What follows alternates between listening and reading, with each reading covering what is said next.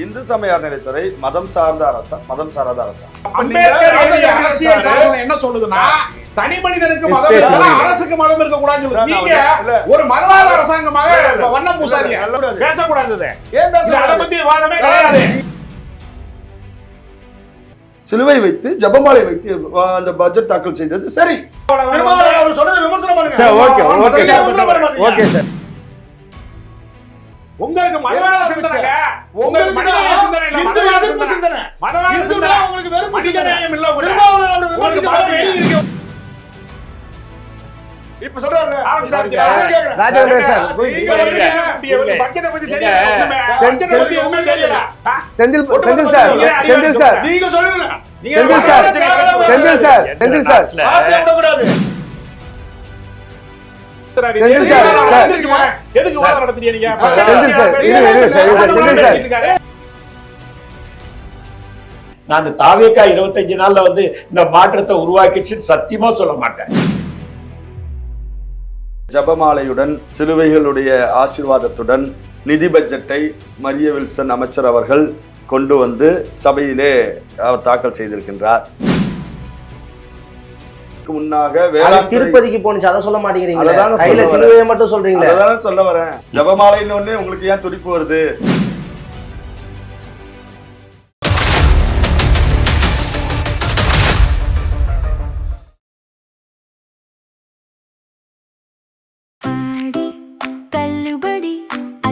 பேரும் அல்லம்படி 6 முதல் 60% வரை ஆடி தள்ளுபடியுடன் சூப்பர் சரவணா ஸ்டோர்ஸ், சென்னை, மதுரை, கோவை.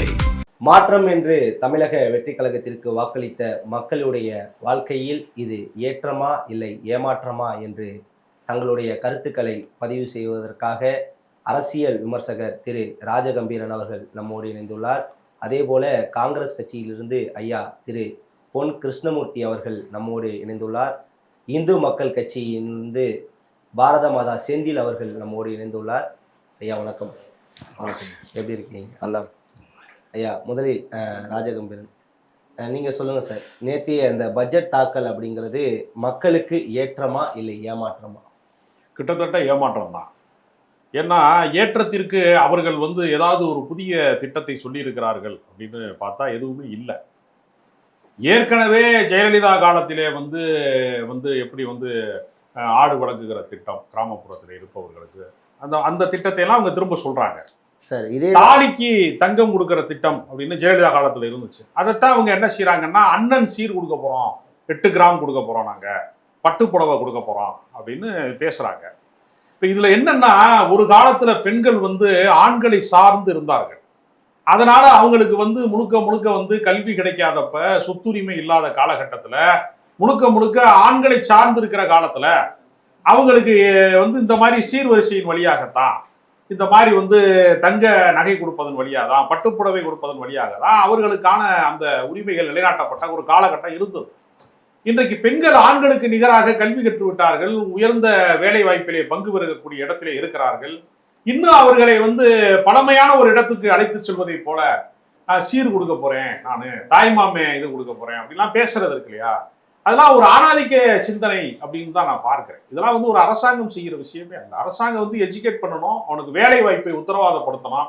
புதிய இன்றைக்கு பல இளைஞர்கள் வந்து வேலை வாய்ப்பற்றவர்களாக இருக்கிறாங்க, அவங்களுக்கெல்லாம் வந்து 4000 ரூபாய் உதவித்தொகையெல்லாம் தர்றோம்னு சொல்லியிருந்தாங்க. அதை செய்யலைனாலும் வேலை வாய்ப்பையாவது உருவாக்குவதற்கு புதிய திட்டங்களையாவது அவங்க அறிவிக்கணும்.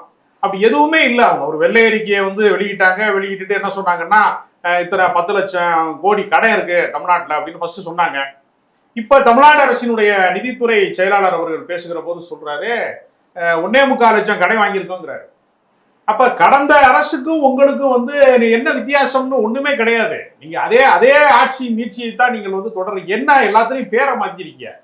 நீங்க வந்து விடியல் பேருந்துன்னு இருந்ததை வந்து நீங்க வெறும் மகளிர் பேருந்துன்னீங்க. இப்ப எல்லாத்துலயுமே வெற்றி பசுமை பசுமை வீடுகள்னு திட்டம் இருந்துச்சு, அரசு திட்டம். அது வந்து 1 லட்சம் பேருக்கானதா இருந்ததை 70,000 குறைச்சிருக்கீங்க. கேட்டா நாங்க வந்து 3 லட்சம் கொடுக்குற இடத்துல 5 லட்சம் ஏத்திருக்காங்க. அதையும் ஆனா நீங்க 30,000 பேர் இல்லாம பண்ணிருக்கீங்கல்ல.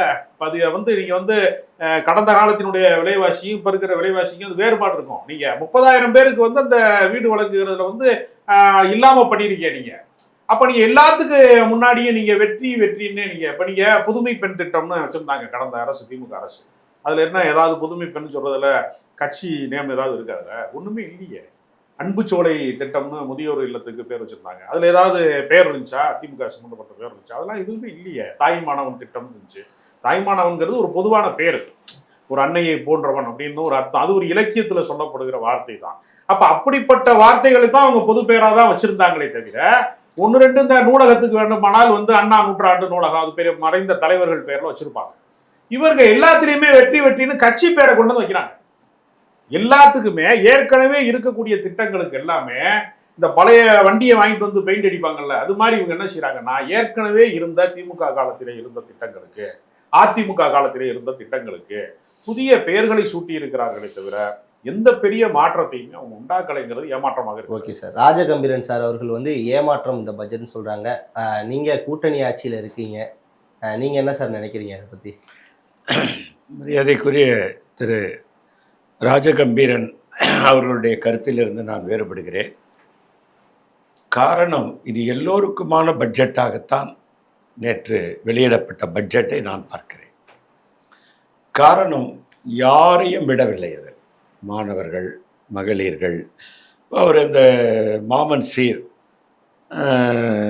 குழந்தைகளுக்கு தங்க மோதிரம் அப்படி என்பது நீங்கள் வளர்ந்த நாடுகளில் கூட அது போன்ற திட்டங்கள் இருக்கிறது. வளர்ந்த நாடுகள், அமெரிக்கா போன்ற, நீங்கள் உலகத்திலே பார்த்தீங்கன்னா அதிக கடன் வாங்கிய நாடு என்றால் அமெரிக்கா தான். ஆனால் கடன் வாங்காமல் ஆட்சி நடத்த முடியாது. கடன் வாங்குவது ஒரு பெரிய குறையாக நாம் எடுத்துக்கொள்ள வேண்டிய அவசியம் இல்லை. காரணம் என்னவென்று சொன்னால், சென்ற முறை 10 லட்சம் கோடி இருந்தது, அப்புறம் 3.5 லட்சம் கோடி பொதுத்துறையில் இருந்தது, கணக்கிடப்படாத ஒரு 1.25 லட்சம் கோடி கடன் இருந்தது, மொத்தம் 15 லட்சம் கோடி கடன் இருந்தது. கடன் வாங்காமல் குடும்பமே நடத்த முடியாத காலத்தில் அரசாங்கத்தை எப்படி நடத்த முடியும்? அதனால் கடன் வாங்கி நல்ல திட்டங்களை, வெல்ஃபேர் திட்டங்களை கொண்டு வருவதில் தவறில்லை. ஆகவே அந்த தங்க மோதிரம், பட்டு சேலை, இதெல்லாம் ஒன்றும் தவறில்லை. இதெல்லாம் தேவையான ஒன்று தான். நீங்கள் கிராமப்புறங்களில் பார்த்தீங்கன்னா இன்றைக்கி தாலிக்கு தங்கம் என்று ஒரு திட்டத்தை முதலிலே கொண்டு வந்தார்கள். எம்ஜிஆர் காலத்தில், நம்முடைய கலைஞர் காலத்திலலாம் அது அமலில் தான் இருந்தது. ஆனால் பழைய திட்டங்களுக்கு புதிய பெயர் என்று மரியாதைக்குரிய திரு பரவாயில்ல, அதில் ஒன்றும் தவறு இல்லை. ஆனால் அதே திட்டங்கள் தொடருகிறது பாருங்க, அங்கே தான் நீங்கள் இந்த அரசாங்கத்தை ஓகே சார். அதே போல ஆடு மாடு வழங்கும் திட்டம் ஜெயலலிதா அவர்கள் ஆட்சி காலத்தில் கொண்டு வரப்பட்டது. மடிக்கணினி வழங்கும் திட்டம் அம்மையார் ஜெயலலிதா அவர்கள் ஆட்சி காலத்தில் கொண்டு வரப்பட்டது. கடந்த ஆட்சியில 4 ஆண்டு காலம் பண்ணாம கடைசி விஜய் அவர்கள் தேர்தலில் நிற்க போறார் அப்படிங்கனோட இடைக்கால பட்ஜெட்ல 20 லட்சம் பேருக்கு லேப்டாப் தரேன்னு சொன்னாங்க. 5 லட்சம் பேருக்கு தான் தந்தாங்க. 10 லட்சம் பேர் கொடுத்தாங்க. 10 லட்சம் பேருக்கு கொடுத்தாங்க. அந்த இறுதியில தான் கொடுத்தாங்க. அவங்க மட்டும் அதுக்கான உங்கள் கையில் உலகம் அப்படின்னு அவங்க ஸ்டிக்கர் ஓட்டலாமா? அதாவதுங்க, நீங்க இந்த மகளிருக்கு 1000 ரூபான்னு சொன்னது கூட திராவிட முன்னேற்ற கழகம் ஆட்சிக்கு 2 ஆண்டுகள் கழித்து தான் கொடுத்தாங்க. அதற்கு முன்னால் 2 ஆண்டுகள் இடையில கொடுக்கப்படலை. இப்போ இவங்க 1000 ரூபா கொடுத்துட்ருக்காங்க, 2500 ரூபாயை அதை ஏற்றிருக்காங்க. விரைவில் கொடுப்போம் என்று அறிவித்திருக்கிறார்கள். இதில் நீங்கள் பார்த்தீங்கன்னா, நீங்கள் சொன்ன மாதிரி ஆடு வழங்கல் திட்டம் என்பது நிச்சயமாகவே ஒரு 5 ஆடுகள் ஒரு பெண்களுக்கு கொடுக்குறோன்னா அது சுமார் ஒரு 2-3 ஆண்டுகளிலே ஒரு 50 ஆடுகளாக மாறுவதற்குண்டான வாய்ப்புகள் இருக்கிறது. இன்றைக்கு இந்த ஆடு வளர்ப்பு என்பது கிராமப்புறங்களிலே மிகப்பெரிய தொழிலாக, வளர்ந்த தொழிலாக, கிராமப்புற வளர்ச்சி தொழிலாக இருக்கிறது. அதே போன்று மாடுகள் கொடுக்க போகிறோம் என்று சொல்கிறார்கள்.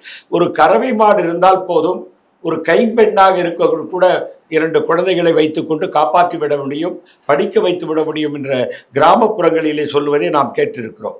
ஆகவே மாடுகள் வழங்கப் போகிறோம் என்று சொல்கிறார்கள். ஆகவே எல்லோருக்குமான ஒரு பட்ஜெட்டாக நேற்று தயாரித்து இதை வெளியிட்டிருக்கிறார்கள். நீங்கள் பார்த்தீங்கன்னா கல்விக்கும் நிறைய ஒதுக்கியிருக்கிறார்கள், விவசாயத்திற்கு ஒதுக்கியிருக்கிறார்கள். சில பேர் சொல்கிறாங்க விவசாயத்திற்கு சரியாக ஒதுக்கவில்லை என்று. அப்படியெல்லாம் இல்லை. நான் முழுவதுமாக இங்கே வரதுக்கு முன்னால் படித்து பார்த்து விட்டு வந்தேன். விவசாயத்திற்கும் ஒதுக்கப்பட்டிருக்கு. இன்றைக்கி விவசாய பட்ஜெட் விவசாய அமைச்சர் வாசித்து கொண்டிருக்கிறார். அதை கூட சில நிமிடங்கள் அதை கேட்டேன். பல திட்டங்களை அதில் மரியாதைக்குரிய அமைச்சராக இருக்கக்கூடிய திரு வினோத் அவர்கள் அறிவித்துக் கொண்டிருக்கிறார்கள். ஆகவே எல்லோருக்குமான ஒரு அரசாங்கமாக, எல்லோருக்குமான பட்ஜெட்டாக விவசாய பட்ஜெட்டும் அதிலே இருக்கிறது. இன்றைக்கு பார்த்தீர்களானால் இது சென்ற முறை அறிவித்த பட்ஜெட்டை விட இந்த முறை அறிவித்திருக்க பட்ஜெட் வந்து இது முதல் பட்ஜெட். அதனால் நிறைய எதிர்பார்ப்புகளை நாம் பார்க்க முடியும். ஆனால் இரண்டாவது பட்ஜெட் இதை விட அதிகமான நம் எதிர்பார்ப்புகளை நிறைவேற்றுவார்கள் என்று நான் நினைக்கிறேன். Okay sir. பாரத மாதா செந்தில் சார், நீங்கள் சொல்லுங்கள், இது ஏற்றமா ஏமாற்றமா? அதாவது உண்மையான ஏமாற்றம் என்று தான் நான் முதல்ல பதிவு செய்து, உண்மையிலேயே ஜபமாலையுடன் சிலுவைகளுடைய ஆசீர்வாதத்துடன் நிதி பட்ஜெட்டை மரிய வில்சன் அமைச்சர் அவர்கள் கொண்டு வந்து சபையிலே அவர் தாக்கல் செய்திருக்கின்றார். இன்றைக்கு வேளாண் பட்ஜெட்டை தாக்கல் செய்து கொண்டிருக்கின்றார்கள்.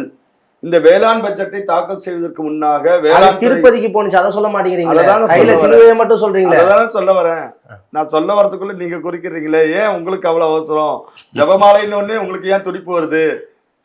அதே திருப்பதிக்கு இன்னைக்கு வேளாண் துறை அமைச்சர் திருப்பதிக்கு சென்று அந்த பட்ஜெட்டை வைத்து வணங்கி விட்டு அதை கொண்டு வந்து இன்றைக்கு தாக்கல் செய்கிறாரே, அதை விமர்சனம் செய்தார்களே ஆளுங்கட்சியை சார்ந்தவர்கள், அந்த ஆளுங்கட்சியினுடைய கூட்டணியில் இருக்கக்கூடியவர்கள், இவர்கள் எல்லாம் திருப்பதியில் வைத்து வணங்குவது என்பது இது என்ன ஒரு மூடப்பழக்க வழக்கமாச்சே என்று விமர்சனம் செய்தவர்கள், இதே ஜபமாலையுடன் சிலுவையுடன் வந்து நிதி அமைச்சர் அவர் நிதி பட்ஜெட்டை தாக்கல் செய்ய வரும்பொழுது இதை ஒருவர் கூட விமர்சனம் செய்யாமல், இது அவருடைய நம்பிக்கை. எங்களை பொறுத்த வரைக்கும் அவர் ஜபமாலையை கொண்டு வந்து அதை தாக்கல் செய்வது என்பது அவருடைய மத நம்பிக்கை. அதே போலதான் வினோத் அவர்களுடைய மத நம்பிக்கையின்படி அவர் திருப்பதியிலே வைத்து அவர் அதை வேண்டுதல் பண்ணி அதை கொண்டு வந்து தாக்கல் செய்தார். ஆனால் திருப்பதியிலே வைப்பதை மட்டும் விமர்சனம் செய்த இருக்கக்கூடிய தாவேக்காவுடைய கூட்டணி கட்சிகள் ஏன் வந்து இன்னைக்கு மரிய வில்சன் பற்றிய அந்த விவாதத்தை நீங்க முன்னெடுக்கவில்லை? அப்ப அதுவும் இல்லாமல் அது வந்து சரிதான் என்று ஐயா திருமாவளவன் அவர்கள் அதை வழிமொழிஞ்சிருக்கார். எது சிலுவை வைத்து ஜபமாலை வைத்து அந்த பட்ஜெட் தாக்கல் செய்தது சரி, ஆனா திருப்பதிக்கு போனா அது சரியில்லை. அப்ப இந்த ஆட்சியில் இருக்கக்கூடிய மதிப்பிற்குரிய முதலமைச்சர் அவர்கள் இதற்கு ஒரு பதில் சொல்லணும். இந்துக்களுடைய நம்பிக்கையை மட்டும் அவர் கூட்டணி கட்சிகள் சிதைக்கின்றார்கள், ஏளனம் பேசுகின்றார்கள், அது மூடப்பழக்க வழக்கம் என்று சொல்லுகின்றார்கள். ஆனால் அந்த நிதியமைச்சர் பற்றிய விஷயங்களை அவர்கள் வாய் திறக்காமல் இருக்கின்றார்கள். எங்களை பொறுத்தவரைக்கும் இரண்டுமே அவர் நம்பிக்கை, நாங்கள் நியாயமாக இருக்கின்றோம். ஆனால் அவருடைய கூட்டணி கட்சியில் இருக்கக்கூடியவர்கள் ஒருதலை பட்சமாக இந்து விரோதத்தோடு பேசிக் கொண்டிருக்கின்றார்கள். அதை தடுப்பதற்கு முதல்ல முதலமைச்சர் நடவடிக்கை எடுத்தால்தான் அவர் எல்லோருக்குமான முதலமைச்சர். இல்லை என்றால் இந்துக்களுக்கு எதிராக பேசுபவர்களை அவர் தடுக்காத முதலமைச்சர், இந்து எதிரான ஒரு முதலமைச்சராக தான் நாம் முதல்ல பார்ப்போம். ஒண்ணு. ரெண்டாவது, திமுக அரசாங்கம் ஆட்சிக்கு வந்த உடனே நாங்கள் வந்து 1000 ரூபாய் வந்து தராமல் 2 வருடம் கழித்து தந்தார்கள் என்று இதே எதிர்ப்புகளை இதே தாவேக்கா அரசாங்கம் பேசியது. அந்த 1000 ரூபாயை தொடர்வது என்பது பெரிய விஷயம் அல்ல. நீங்கள் சொன்ன வாக்குறுதி என்ன? 2500 ரூபாய் என்று சொல்லி பல குடும்ப தலைவிகள் அவர்கள் மனதில் இன்னைக்கு 2500 ரூபாய் வந்ததுன்னு சொன்னா அதை வைத்து ஒரு பட்ஜெட் போடுவாங்க. நீங்க உங்களுடைய நிதி பட்ஜெட்ல அந்த 2500 ரூபாய் கொண்டு வராததுனால ஒவ்வொரு தமிழ்நாட்டில் உள்ள தாய்மார்களுடைய வீடுகள்ல போட்ட பட்ஜெட்ல துண்டு விழுந்துச்சுங்க. அப்ப நீங்க ஏன் அதை வந்து அமல்படுத்தவில்லை?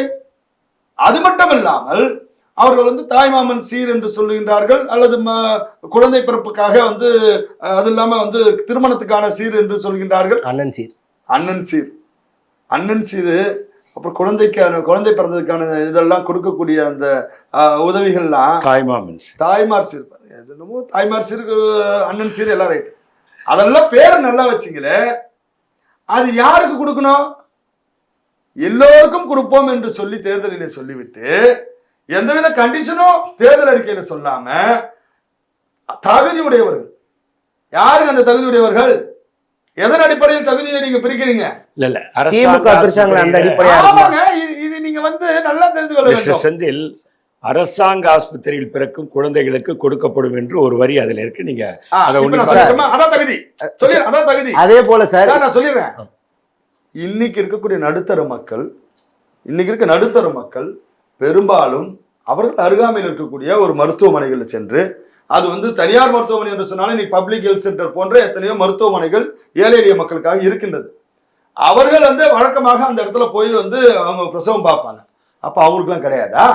அப்ப நடுத்தர மக்கள், ஏழை எளிய மக்கள் ஒரு 15,000 ரூபாய் கொடுத்து ஒரு பிரசவம் பார்க்கக்கூடிய இடத்துல அவங்களுக்கு அது கிடையாதுன்னு சொல்றது எவ்வளவு பெரிய ஏமாற்றம்! இது நீங்க சொன்னீங்களா முன்னாடி? உங்களுடைய தேர்தல் அறிக்கையில் ஏழை எளிய மக்கள் அரசு மருத்துவமனையில் குழந்தை பிறப்பு இருந்தால் மட்டுமே இந்த உதவி கிடைக்கும், தைரியமா சொல்றதுன்னு உங்க தேர்தல் அறிக்கையில.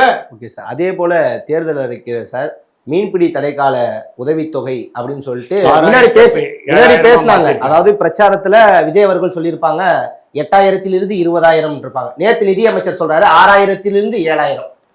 இல்ல, ஏன் இந்த அதாவது- வேறுபாடு? அதாவது தேர்தல் அறிக்கையில் ஒன்று, பட்ஜெட் தாக்கலில் ஒன்று. மின் கட்டணத்தில் 200 யூனிட்டை நாங்க இலவசமா வழங்குவோம், இது தேர்தல் அறிக்கை. ஆனால் 500 யூனிட்டுக்கு யூஸ் பண்ணா மட்டும்தான் அந்த 200 யூனிட்டை நாங்க இலவசமா கொடுப்போம். இப்படிங்கிறது தேர்தலுக்கு பிறகு, வெற்றி பெற்ற பிறகு, முதலமைச்சரான பிறகு இவங்க கண்டிஷன் போடுறாங்க. நீங்க அட்லீஸ்ட் ஒரு நிறுவனம் நடத்தும் போது என்ன பண்ணுவாங்கன்னா கண்டிஷன் அப்ளை போடுவாங்க. நீங்க அந்த கண்டிஷன் அப்ளை போடலைங்க. இது என்னங்க தேர்தல் அறிக்கை நீங்க கொடுத்துருக்கீங்க? இது ஏமாற்றம். ஓகே சார், நீங்க கேட்டதுக்கு சார் பதில். அதாவதுங்க, இந்த மீன்பிடி காலம்னு நீங்கள் சொன்னீங்க, 6,000 7,000 மாற்றிருக்காங்க. நேற்று நிதியமைச்சர் மிக தெளிவாக சொல்லியிருக்கிறார், 2 ஆண்டுகளில் கொடுத்த வாக்குறுதிகள் அத்தனையும் மொத்தமாக நிறைவேற்றுவோம், படிப்படியாக நிறைவேற்றுவோம்.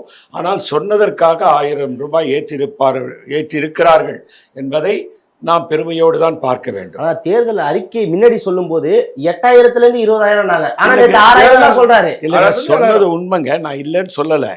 ஆனாலும் நிதிநிலை அறிக்கை மிக மோசமாக இருக்கிறது. காரணம், கஜானா காலியாக இருக்கிறது என்று முதலிலே வெள்ளை அறிக்கையிலே மிக தெளிவாக சொல்லியிருக்கிறார்கள்.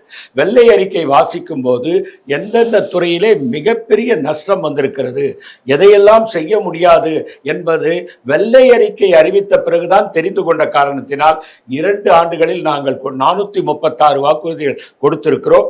அவற்றை முழுமையாக எங்களுக்கு கால அவகாசம் வேண்டும் என்று வெள்ளை அறிக்கை அறிவித்தவுடன் முதலமைச்சர் அவர்கள் சட்டமன்றத்திலே போன சட்டமன்ற கூட்டத்தொடரிலே சொன்னதை உங்களுக்கு நான் ஞாபகப்படுத்த விரும்புகிறேன். ஆகவே நிதி பற்றாக்குறை என்பது மிக அதிகமாக இருக்கின்ற காரணத்தினால் இந்த செயல் வடிவம் படுத்துவதற்கு நிதி ஆதாரங்கள் தேவை, வருவாய் தேவை. அதற்குண்டான முயற்சிகளை இவர்கள் எடுத்திருக்கிறார்கள். மான்டேஜ் சிங் ஆல்வலியா என்ற ஒரு மாபெரும் பொருளாதார நிபுணர், இன்றைக்கு இந்தியாவிலேயே மிகவும் அறியப்பட்ட ஒருவர், திட்ட கமிஷனுடைய துணைத் தலைவராக இருந்தவர், அவர் தலைமையிலே ஒரு குழு அமைக்கப்பட்டிருக்கிறது.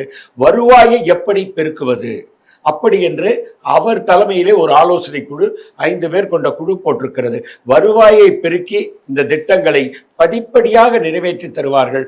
அதிலே உங்களுக்கு சந்தேகம் தேவை. ஓகே சார், ராஜேந்திரன் சார், அதாவது குறிப்பா நேற்றைய பட்ஜெட்ல மக்கள் எதிர்பார்த்தது மகளிருக்கு 2,500 ரூபாய் வரல, வேலையில்லா பட்டதாரிக்கு 4,000 ரூபாய் வரல, அதே போல முதியோர்களுக்கு 3,000 ரூபாய் வரல, அண்ணன் சொன்னது மாதிரி ஆண்டுக்கு 6 சிலிண்டர் வரல. ஆனா எதிர்கட்சி தலைவர் சொல்கிறார், ஃபுல்லா திராவிட கட்சிகளுடைய திட்டத்துக்கு இவங்க ஸ்டிக்கர் ஓட்டுறாங்க. எடப்பாடி பழனிசாமி அவர்கள் சொல்கிறாங்க, இதுக்கு நான் மார்க் கொடுக்குறேன், 0 தான் கொடுக்கணும் அப்படிங்கிறாங்க. நாம் தமிழர் கட்சி ஒருங்கிணைப்பாளர் சீமான் அவர்கள் சொல்றாங்க, வெற்றின்னு வச்சுட்டு வெற்றிடமா ஒரு அறிக்கை, வெற்றா ஒரு அறிக்கை விடுறாங்கன்னு சொல்றாங்க. இதெல்லாம் என்ன, எப்படி? நீங்க கல்வித்துறைக்கு கடந்த பட்ஜெட்டுகள்ல 48,500க்கும் மேற்பட்ட கோடிகள் நிதி ஒதுக்கியிருக்காங்க. இப்ப 4,000 கோடி குறைக்கப்பட்டிருக்காரு. நீங்க ஒரு பக்கம் பள்ளி கல்வித்துறையை நாங்கள் மேம்படுத்த போகிறோம்னு சொல்றாங்க, 4,000 கோடி பட்ஜெட்டை குறைச்சிருக்காங்க. அப்ப எப்படி பட்ஜெட்டை குறைச்சிட்டு பல விஷயங்களை பட்ஜெட் குறைச்சிருக்காங்க. பொது நூலகத்துறைக்கு பட்ஜெட்டை குறைச்சிருக்கிறாங்க. கீழடியை பாதுகாப்பது சம்பந்தமான நிதியை மிக மிக மோசமான அளவுல, வெறும் பராமரிப்பு, அதனுடைய தொல்பொருள் ஆய்வு சம்பந்தப்பட்டதற்கு அடுத்த கட்ட ஆய்வுக்குலாம் நிதி ஒதுக்கப்படவே இல்லை. வெறும் 1 கோடி ரூபாய் ஒதுக்கியிருக்காங்க. அப்ப பல விஷயங்கள்ல அவங்க என்ன செஞ்சிருக்கிறாங்கன்னா, கடந்த அரசின் தொடர்ச்சி என்றும் சொல்ல முடியல, ஒரு சில திட்டங்களை கைவிட முடியாது என்கிற நிலைமை இருக்கிறது. எப்படி காலை உணவு திட்டத்துக்கு பெயர் மாற்றம் செய்கிறார்களோ அது மாதிரிதான் செய்ய முடிந்திருக்கிறதே தவிர அதை கைவிட முடியவில்லை என்பதனால அதை செய்யறாங்க. அவங்களுடைய நோக்கப்படி உதாரணத்துக்கு சொல்றேன், தொழில் முனைவோர் முதலீட்டாளர்கள் தமிழ்நாட்டை நோக்கி வர வேண்டும் அப்படிங்கிறதுக்காகத்தான் அவங்களுக்கு இந்த சர்வதேச விமான நிலையம், பரந்தூர் விமான நிலையம் பற்றிலாம் கடந்த ஆட்சி அதுக்கான ஏற்பாடுகளை செஞ்சாங்க. இப்ப இவங்க அதை பத்தி எதுவுமே பேசல. இந்த பட்ஜெட்ல அது இருக்கா இல்லையானே அவங்க சொல்லல. பல விஷயங்கள் மூடு மந்திரமாவே இருக்கிறாங்க. அதுவும் டாஸ்மார்க் எல்லாம் நீங்க பாத்தீங்கன்னா தனியார் மயமாக மாற்றுவது. ஒரு பக்கம் மதுவை நாங்க ஒழிக்க போறோம்னு சொல்றாங்க, இன்னொரு பக்கம் 50% டாஸ்மார்க்கை நாங்க தனியார் மயமாக்குவதற்கான வேலை திட்டங்கள்ல இறங்குறாங்க. அப்ப இந்த அரசிட்ட ஒரு முதல்ல வெளிப்படை தன்மை என்பதே முதல்ல கிடையாது. அதோட ஆன்லைன் பதிவு, முன்பதிவு. ஆமா, இப்ப நீங்க பாத்தீங்கன்னா சரக்கு அடிக்கிறது சினிமா தேட்டருக்கு எப்படி நீங்க ஆன்லைன்ல டிக்கெட் போட்டு அங்க போய் படத்தை தேட்டர்ல பாத்துக்கிறீங்களா, அது மாதிரி நீங்க புக்கிங் பண்ணிட்டு நீங்க போய் சரக்கு வாங்கிக்கலாங்கிறாங்க. அப்ப இதெல்லாம் எதை நோக்கி போகிறது? போதையை ஒழிப்பதற்கு பதிலாக போதையை வளர்ப்பதுல அதிகமான திட்டங்களை அவங்க செய்யறாங்க.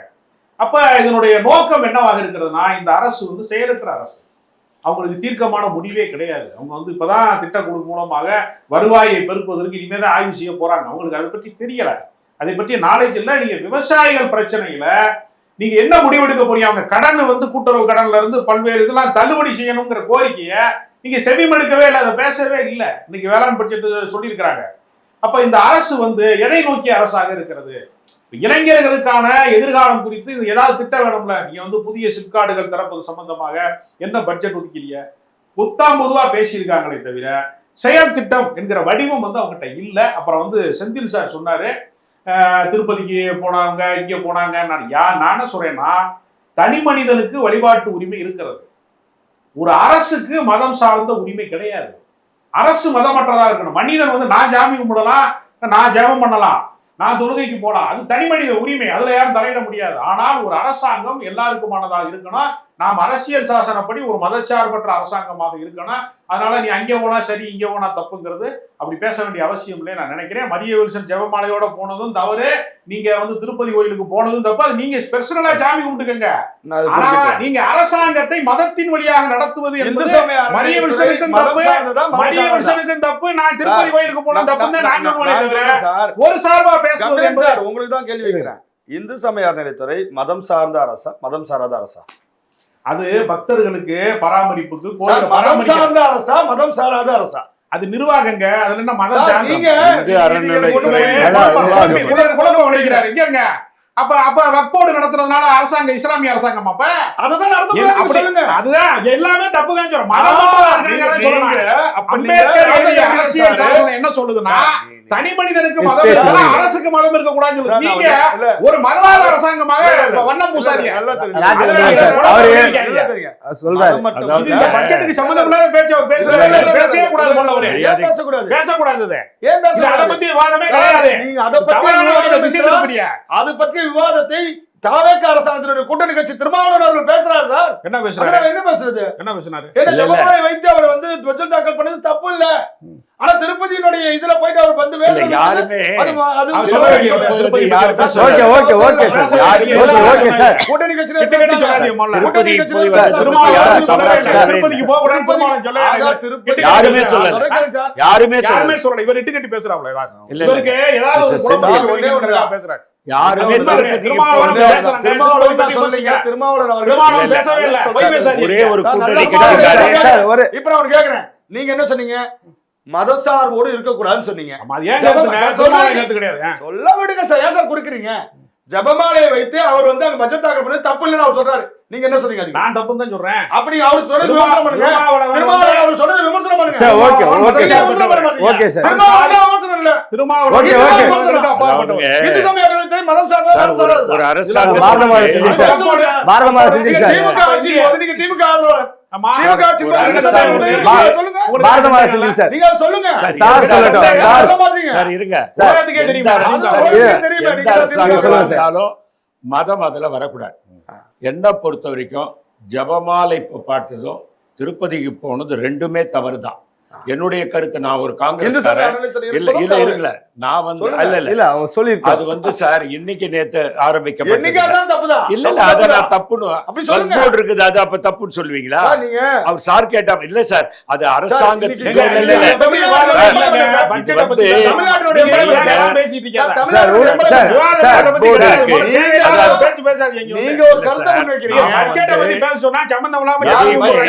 பாரதமாதா செந்தில் சார், பாரதமாதா செந்தில் சார் அவங்க கூட்டணி கட்சியில இருக்காங்க. அவங்க சொல்றாங்க மதசார்பற்ற கூட்டணின்னு சொல்றாங்க. அதுக்கான பதில் அவங்க சொல்லட்டும். அவங்களுக்கு டைம் கொடுப்போம் சார், அதுக்கு பதில் சொல்ல டைம் கொடுப்போம். விமர்சிக்கிறார்களா இல்லையா? ஏங்க ஜெபமாலையும் தவறுதான். தவறு பண்ணிட்டாங்க. திருப்பதிக்கு போனதும் சரி கிடையாது. காரணம் என்னன்னா, எந்த ஒரு அரசாங்கமும் இது மதசார்பற்ற நாடு. இந்த தேசத்தினுடைய தந்தை மகாத்மா காந்தியினுடைய ஒரே வார்த்தை, அவர் இறக்கும் பொழுது பக்கத்திலே ஒரு உலக பத்திரிகையாளர்கள் வந்து கேட்குறாங்க, ஏங்க நேற்று சுதந்திரம் பெற்ற பாகிஸ்தான் இஸ்லாம் நாடு என்று அறிவித்தது, இன்றைக்கு நாளை நீங்கள் சுதந்திரம் பெறப் போகிறீர்கள், இந்து நாடு என்று அறிவிப்பீர்களா என்று கேட்டபோது மகாத்மா காந்தி உலக பத்திரிகையாளர்களை பார்த்து சொன்னார், என் பக்கத்திலே பாருங்கள், கான் அப்துல் கபார் கான் உட்கார்ந்திருக்கிறார், அவர் அல்லா அல்லா என்று சொல்வதை நான் ஆசையோடு கேட்கிறேன், நான் ராமா ராமா என்று சொல்வதை அன்போடு கேட்கிறார் என்று சொன்ன வார்த்தை பொன்மொழிகள் மதசார்பற்ற நாள். அதனால ஜபமாலையை தொட்டு செய்ததும் என்னால் ஏற்றுக்கொள்ள முடியவில்லை, திருப்பதிக்கு போய் வந்ததும் என்னால் நான் கடவுள் பக்தி உள்ளவன் தான், நான் ஒரு இந்து தான், ஆனால் எல்லா மதத்தையும் ஏற்றுக்கொள்பவன். ஆகவே நான் என்ன சொல்ல வருகிறேன் என்றால், இனி அது நடக்காமல் பார்த்து கொள்ள வேண்டும். நானே கூட நான் தமிழ்நாடு காங்கிரஸ் கமிட்டி துணைத் தலைவராக இருக்கிற காரணத்தினால் முதல்வருக்கு கடிதம் நிச்சயம் எழுதுவேன். இனி வருங்காலங்களில் இது போன்று நடக்காமல் பார்த்து கொள்வேன் என்று சொல்வேன். காரணம் என்னவென்று சொன்னால், இது இப்போ நம்ம மரியாதைக்குரிய செந்தில் அவர்கள் சொன்ன மாதிரி அந்த ஜபமாலை, திருப்பதி இதெல்லாம் தேவையற்ற வேலை என்று தான் நான் நினைக்கிறேன். நீங்க கேட்ட கேள்விக்கு என்னோட கருத்தை நான் பதிவு பண்றேன். அதாவது அரசாங்கத்திற்கு மதம் இல்லை, மதசார்பற்ற நாடு என்று இந்த நாடு எமர்ஜென்சி பீரியட்ல சட்டத்துல பிரியாம்பல்ல கொண்டு வந்த மாற்றம் தான் மதசார்பற்ற என்ற வார்த்தை. இதை கொண்டு வந்தது இந்திரா காந்தி அம்மையாரை தவிர அம்பேத்கர் அல்ல. இடையிலே நெருக்கடி நிலையிலே கொண்டு வரப்பட்ட வார்த்தையை தான் இவர்கள் பிடித்து கொண்டு பேசிக் கொண்டிருக்கின்றார்கள். அது அவர்கள் விருப்பம், பேசட்டும். ஆனால் நான் என்ன சொல்றேன்னா, மதத்திற்கும் அரசாங்கத்துக்கும் சம்பந்தம் இல்லை என்று சொல்கின்றார்களே, இந்த தமிழகத்தினுடைய எம்பலமாக இருக்கக்கூடிய அந்த ஸ்ரீவில்லிபுத்தூர் கோயில் கோபுரம் என்பது என்ன? நீங்கள் மதமாக அதை பார்க்க கூடாது, இந்த நாட்டினுடைய கலாச்சாரமாக பார்க்க வேண்டும், இந்த நாட்டினுடைய பண்பாடாக பார்க்க வேண்டும். இந்த நாட்டினுடைய யாருமே கொஸ்டின் பண்ணலையே. நீங்க குறுக்கிட்டீங்க, யாருமே குறுக்கிட்டீங்க, குற்றம்னு சொல்லல சார். பட்ஜெட்டுக்கு அதுக்கு சம்பந்தமே எதிரா பேசிட்டே இருக்கீங்க. இந்த டிபேட்டே அத பத்தி கிடையாது, அதே பேசுறீங்க சார். அத பத்தி யாரும் தவறுன்னு சொல்லலையே.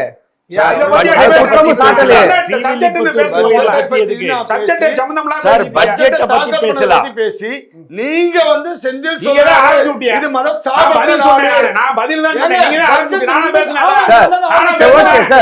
உங்களுக்கு மதவாத சிந்தனை, உங்களுக்கு மதவாத சிந்தனை இல்ல, மதவாத சிந்தனை, மதவாத சிந்தனை உங்களுக்கு வெறும் மனிதநேயம் இல்ல. உங்களுக்கு மதவெறி இருக்கு, உங்க மதவெறியை கொண்டு வரீங்க. பச்சை குற்றங்களுக்கு மதவெறியை பாருங்க. எதிரா பேசுறீங்க. Senthil sir, Senthil sir, Senthil sir பேசுங்க. இப்ப சொல்றாரு ராஜேந்திரன் சார், பட்ஜெட் பத்தி தெரியல, பட்ஜெட் பத்தி ஒண்ணுமே தெரியல. Senthil sir, Senthil sir, Senthil sir, Senthil Senthil sir, Senthil sir, நீங்க சொல்லுங்க. Senthil sir, Senthil sir, 80% Senthil sir, எப்படி சார் அவர் அமைச்சரா என்ன பேசுறாரு? செந்தில் சார், எதுக்கு வாதம் நடத்துறீங்க நீங்க? Senthil sir, Senthil sir, Senthil sir, Senthil sir, sir கொஞ்சம் அமைதியா இருங்க சார். செந்தில் சார், சார் மதம் கடவறதுக்கான பேர் ராஜகம்பீரன், ஆனா ஒரு இஸ்லாமியரா என்ன பேர் ராஜகம்பீரன்? நான் கடவுள் நம்பிக்கை இல்லாதவன், நான் கடவுள் நம்பிக்கை இல்லாதவன். சார் செந்தில் சார், இது விவாதம் அதை பத்தி கிடையாது சார். உங்கள மாதிரி மதவெறி கிடையாது. தெரியும். நான் மனிதாபிமானம் திமுக, நான் மதவெறி கிடையாது. கடவுள் இல்ல, இஸ்லாமியர். மதவெறி நீங்க. Senthil sir, Senthil sir, Senthil sir, ஊருக்கே தெரியும். நீங்க மதவெறி இல்ல, நான் மதவெறி செந்தில் சார், ஊருக்கே தெரியும். Senthil sir, Senthil sir, sir Senthil sir, sir அவரோட கருத்தை சொல்ல விடுங்க. சார் அவரோட கருத்தை சொல்ல விடுங்க. சம்பந்தம் இல்லாம நீங்க உளறிட்டு இருக்கீங்க. சார் சாரோட கருத்தை சொல்ல விடுங்க சார். அடித்த வார்த்தை வேணாம். நீங்க தான் மதவெறி. சார் இருங்க, அடித்த வார்த்தை செந்தில் சார், சார் சார் அவரோட கருத்தை சொல்ல விடுங்க. இது நம்ம பட்ஜெட் நல்லதா தீயதா இதுதானே தவிர இந்து முஸ்லீம் கிறிஸ்தவர்களுக்கான ஒரு நிகழ்வு இல்லை. இது 80% இந்துக்கள் வாழ்ற நாட்டுல நீங்க இந்துக்களை எதிர்த்துக்கிட்டெல்லாம் யாரும் அவ்வளவு முட்டாள்தனமா அரசியல் பண்ணல. நீங்க ஒரு நிகழ்வுல முன்னாள் முதலமைச்சர் ஸ்டாலின் குறிப்பிட்டார், நாங்க ஒன்றும் முட்டாள் கிடையாது, 80% இந்துக்கள் வாழ்ற நாட்டுல இந்துக்களுக்கு நாங்க விரோதி கிடையாது, இந்துக்களும் ஓட்டு போட்டு தான் நாங்க வெற்றி பெற்று ஆட்சி அமைச்சிருக்கோம்னு சொன்னார். அதையே நீங்க கவனத்துல வச்சு யாரும் இந்து விரோதமாவோ ஸ்ரீவில்லிபுத்தூர் கோயிலினுடைய சிம்பிளை யாரும் எதிர்த்தோம் யாரும் பேசல, எந்த முஸ்லீமும் பேசல, எந்த கிறிஸ்தவரும் பேசல, நாங்களும் பேசல. நாம மதத்தை பத்தி பேச வேணாம், பட்ஜெட்டை பத்தி பேசுவோம். பட்ஜெட்ல என்ன பொறுத்த வரைக்கும் இது ஒரு நல்ல பட்ஜெட். இதுல நீங்க பாத்தீங்கன்னா கல்விக்கு கண் கொடுத்த தெய்வம் என்று சொல்லக்கூடிய காமராஜருடைய பெயரை வைத்திருக்கிறார்கள் பாருங்க. அது ஒன்றை வச்சே நான் இது நல்ல பட்ஜெட்னு சொல்லுவேன். என்னுடைய கருத்து. I am Congress man. கல்விக்கு கண் கொடுத்தவர் காமராஜர். ஏனென்றால் உங்களுக்கு நன்றாக தெரியும், உலக பணக்காரன் பில்கேட்ஸை ஒரு முறை கேட்கும் பொழுது அவர் என்ன சொன்னார் என்றால், என்னை உலக பணக்காரன் ஆக்கியது 26 பேர், 2 ஐரோப்பியர், 24 தமிழர். ஒரு தமிழர்கிட்ட எடுத்துட்டு போய் மைக்கை நீட்டும் போது, நீங்கள் எப்படி உலக பணக்காரராக பில்கேட்ஸை ஆக்கினீர் போது, எங்கள் தமிழகத்திலே ஒரு நகையும் சதையுமாக ஒரு மனித தெய்வம் வாழ்ந்தது. அதற்கு பெயர் காமராஜர். அந்த மனித புனித தெய்வம் போட்ட இலவச உணவு, இலவச உடை, இதையெல்லாம் இலவச கல்வி மூலமாக படித்து ஐஐடியிலே போய் இலவசமாக படித்து அவர் உருவாக்கி ஐஐடியிலே படித்து விட்டு வந்து உலக பணக்காரனாக்கிய வரலாறு தமிழகத்தினுடைய பெருந்தலைவர் காமராஜனுடைய வரலாறு.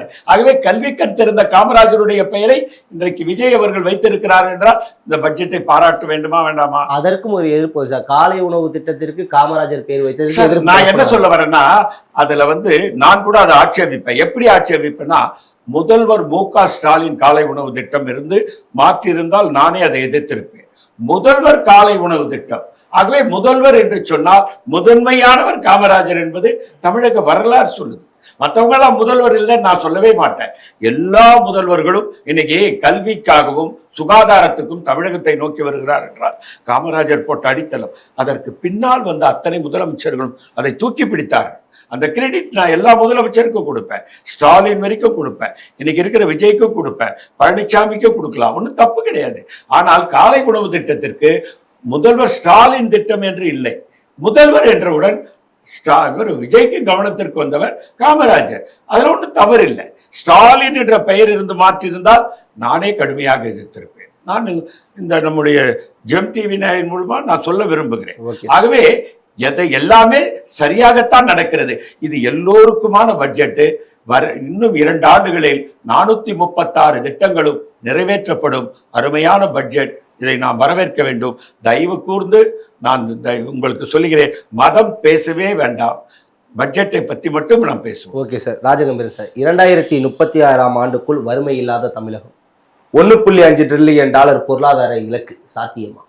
அதற்கு என்ன செயல் திட்டம் இருக்கு? அதான கேள்வி. யார் வேண்டுமானாலும் சொல்லலாம், நாம வறுமையை ஒழிக்க போறோம் அப்படின்னு நம்ம சொல்லலாம்.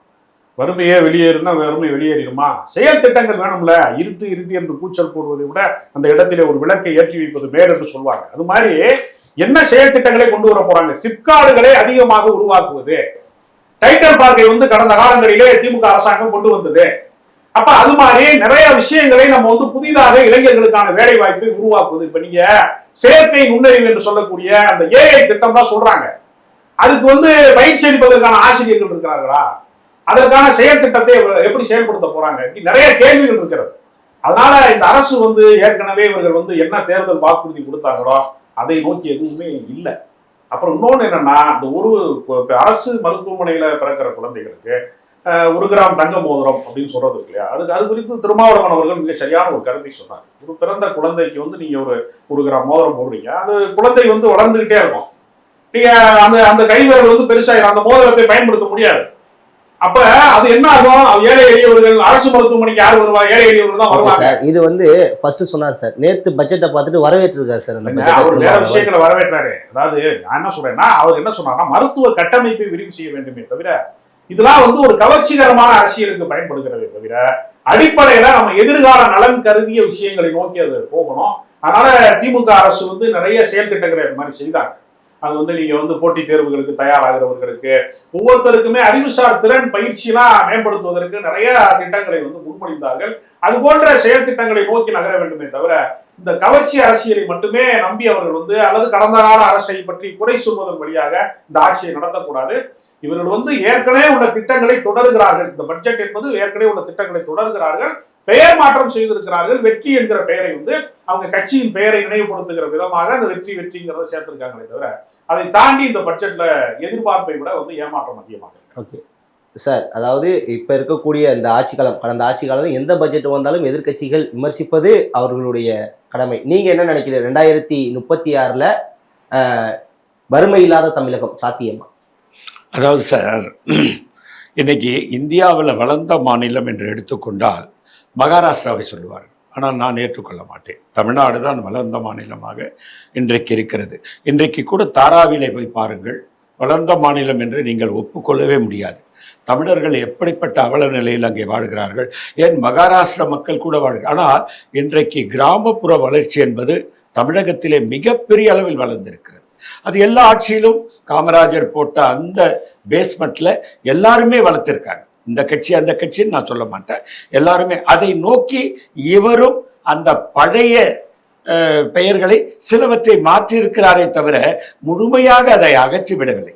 அதனால் 2036 வளர்ந்த தமிழகம் மாத்திரமல்ல, இந்தியாவிலே மிக உயர்ந்த மாநிலமாக தமிழகத்தை உயர்த்த முடியும். இன்றைக்கு அமெரிக்காவிலிருந்து கூட மருத்துவத்திற்கு தமிழகத்தை நோக்கி வருகிறார்கள் என்று சொன்னால் என்ன காரணம்? இன்றைக்கு ஒன்று வேணாங்க, இங்கே இருக்கக்கூடிய ஆஸ்பத்திரியெல்லாம் போய் பாருங்க, தமிழகத்தில் இருக்கக்கூடியவர்கள் அங்கு உள்நோயாளியாக இருப்பதை விட ஆந்திரா, கர்நாடகா, தெலுங்கானாவை சேர்ந்தவர்கள் தான் நிறைய பேர் இருக்கிறார்கள் என்று சொன்னால் என்ன காரணம்? மருத்துவ வசதி இங்கே நன்றாக இருக்கிறது. ஒரு மத்திய பிரதேசத்திலிருந்து இங்க வந்திருக்காரு. நான் அவரை கேட்ட, மருத்துவத்திற்கு வந்திருக்கிறீங்களா என்னன்னு? இங்க மாத்திரை ஃப்ரீ, இல்ல மெடிக்கல் ஃப்ரீ. எங்களுக்கு அங்க போனா டாக்டர் ஆஸ்பத்திரியில, அரசாங்க ஆஸ்பத்திரியில எழுதி கொடுத்துருவாங்க. திராவிட கட்சிகளோட சாதனை தானே. வந்த 85 நாள்ல மருத்துவமனைகள் உருவாக்கியதெல்லாம் திராவிட கட்சியின் சாதனை. அதையும் சேர்த்து சொல்லுங்க. நான் எல்லா அரசாங்கத்தையும் தான் சொல்லிட்டு வரேன். நான் முதல்ல இருந்தே சொல்றேன், எல்லா முதல்வருக்கும் நான் அந்த கிரெடிட் கொடுக்குறேன்னு சொல்லிட்டேன். எல்லா இயக்கத்துக்கும் அதனுடைய பலன் இருக்குதுன்னு தான் நான் சொன்னேன். நான் அந்த தாவேகா 25 நாள்ல இந்த மாற்றத்தை உருவாக்கிச்சுன்னு சத்தியமா சொல்ல மாட்டேன். எல்லா அரசாங்கமும் அங்க இருக்கிறவங்க, நான் வட இந்திய சொல்றான், இங்க மாத்திரையும் ஃப்ரீயா கொடுக்குறாங்க. அப்பனா எவ்வளவு பெரிய வளர்ந்த மாநிலமாக எல்லா முதல்வர்களும் உருவாக்கி இருக்கிறாங்க.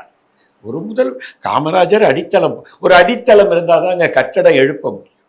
அடித்தளத்தை அவர் போட்டு விட்டு போனார். இவர்கள் கட்டடத்தை நல்லபடியாக, அந்த கட்டிடம் பழுதாகாமல் தாவேக்கா பார்த்து கொள்ள வேண்டும், பார்த்து கொள்ளும் என்பது இந்த பட்ஜெட் மூலியமாக தெரிகிறது.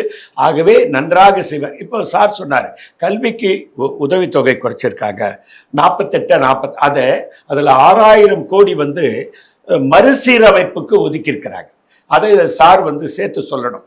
கல்வி மறுசீரமைப்புன்னு ஒரு இது பண்ணியிருக்காங்க. அதுக்கு 6000 கோடி ஒதுக்கியிருக்காங்க. இந்த 4000 கூட 2000 கோடி சேர்த்து.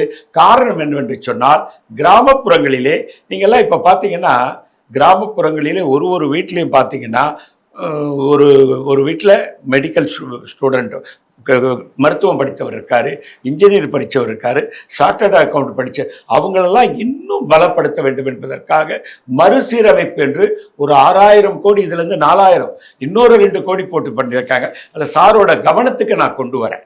காரணம் என்னவென்று சொன்னால், இன்றைக்கு சென்ற ஆட்சியில் இருந்ததை தொடர்கிறார்கள், தொடர வேண்டும், விட்டுவிடக்கூடாது. நல்ல திட்டங்கள் எதையும் விட்டுவிடக்கூடாது, தொடர்ந்து கொண்டு போனால்தான் மேலும் வளர்ச்சி அடையும். அதை இந்த அரசாங்க பட்ஜெட்டிலே இருக்கிறது. இது ஒரு நல்ல பட்ஜெட் என்பது என்னுடைய கருத்து. ஓகே சார், நீங்கள் சொல்லுங்கள் சார், 2036 வறுமை இல்லாத தமிழகம் சாத்தியமா? அதாவது வறுமை இல்லாத தமிழகம் என்று சொல்வதை விட, உண்மையிலேயே இந்த பட்ஜெட் பார்த்தீங்கன்னாக்க, இப்போ நாம் ஏற்கனவே இருந்த 10 லட்சம் கோடி கிட்ட கடன் இருந்தது.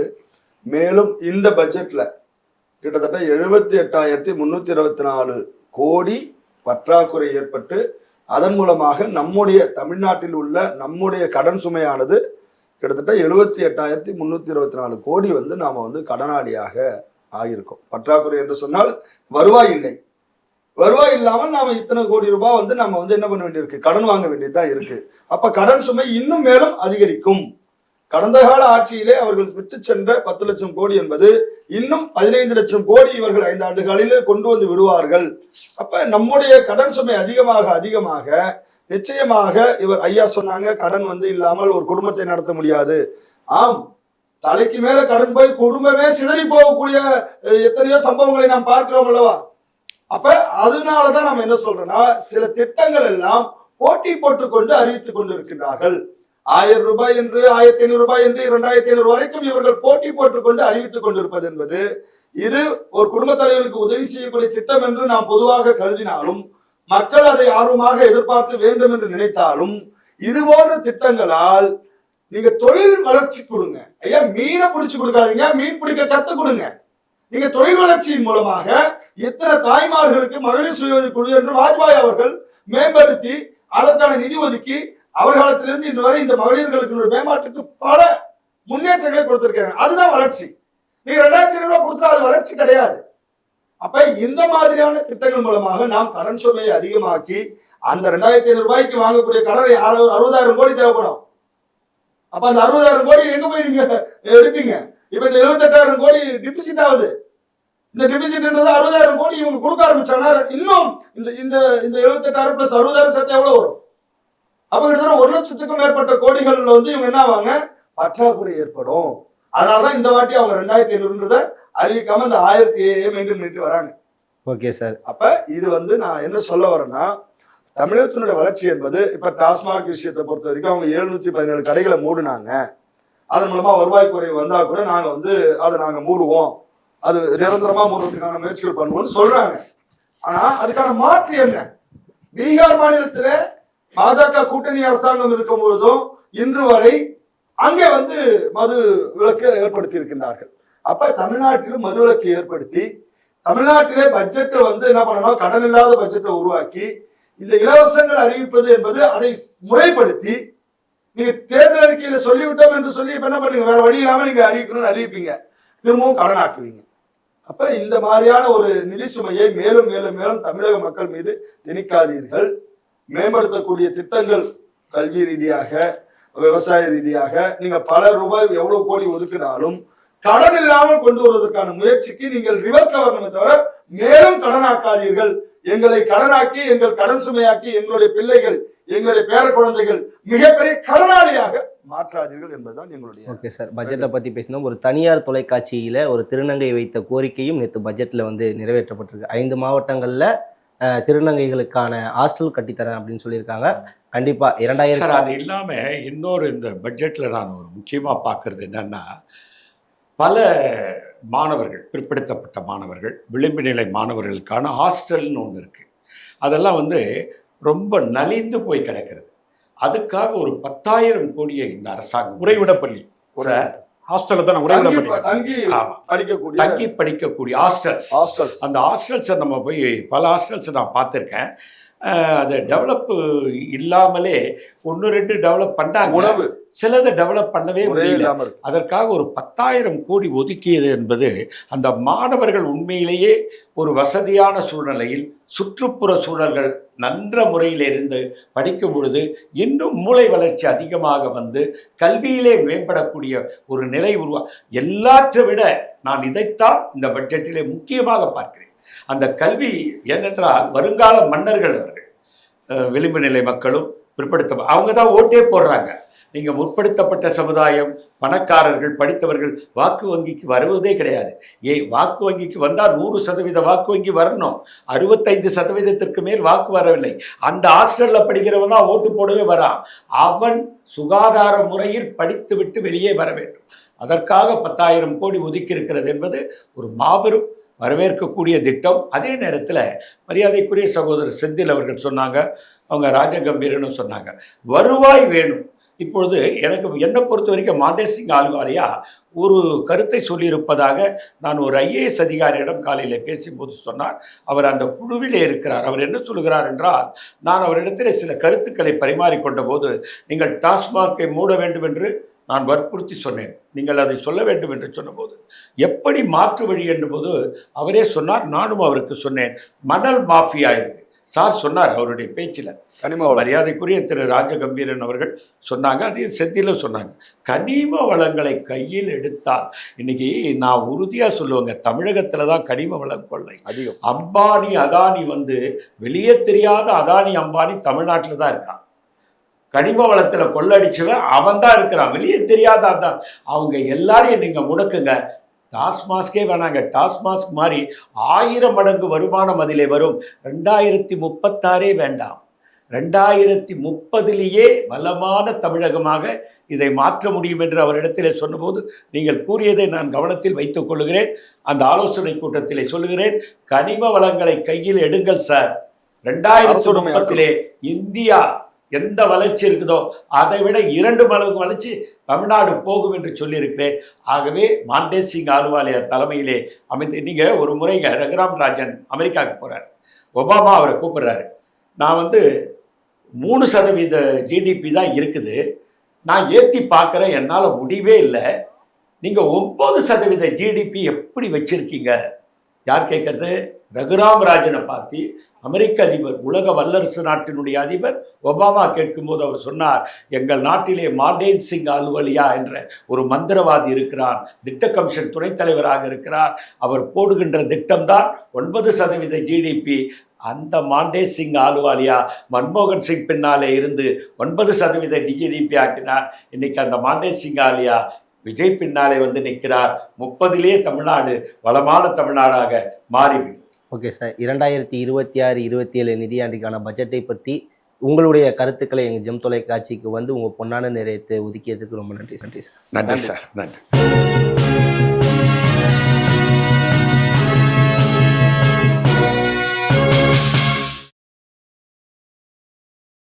ஆடி தள்ளுபடி அத்தனை பேரும் அள்ளும்படி 6 முதல் 60% வரை ஆடித் தள்ளுபடியுடன் சூப்பர் சரவணா ஸ்டோர்ஸ், சென்னை, மதுரை, கோவை.